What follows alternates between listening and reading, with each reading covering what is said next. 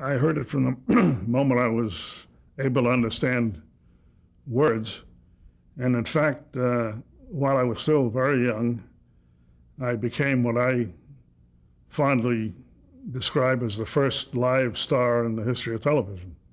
During those early years, RCA was experimenting with television, and they had cartoon programming, Felix the Cat and things like that. We're talking about in the very early 30s, the late 20s, the early 30s. And about, I'm not sure the exact year, but it was either 31 or 32, NBC had built a studio, RCA had built a studio for NBC to develop live broadcasting.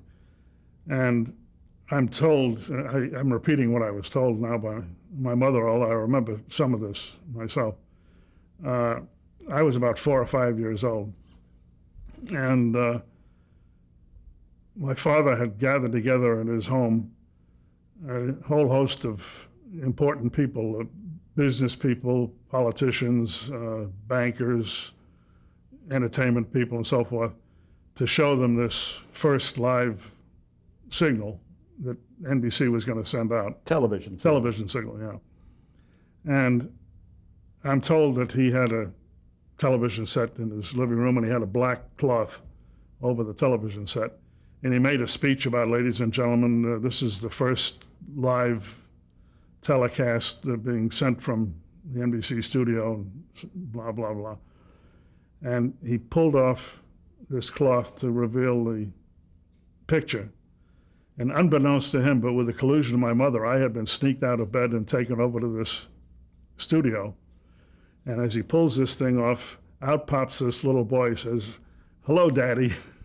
That was the first live. What was supposed to have appeared? Felix the Cat? No, Felix the Cat was the experimental thing that was being done before that. No, yeah. I don't know, some girl or something. I don't know, I don't remember what they had actually prepared, but I was a surprise package. And strange, I recall most of this from having been told, the story, but I do recall one interesting facet of this that I still remember to this day, which is 112 years ago, it seems like. And that is, I don't remember the exact facilities of the studio. I know they had very big cameras, but I remember the heat. The Klieg lights were very hot, and I still can remember the heat in that studio. That's the only physical thing I can remember about it.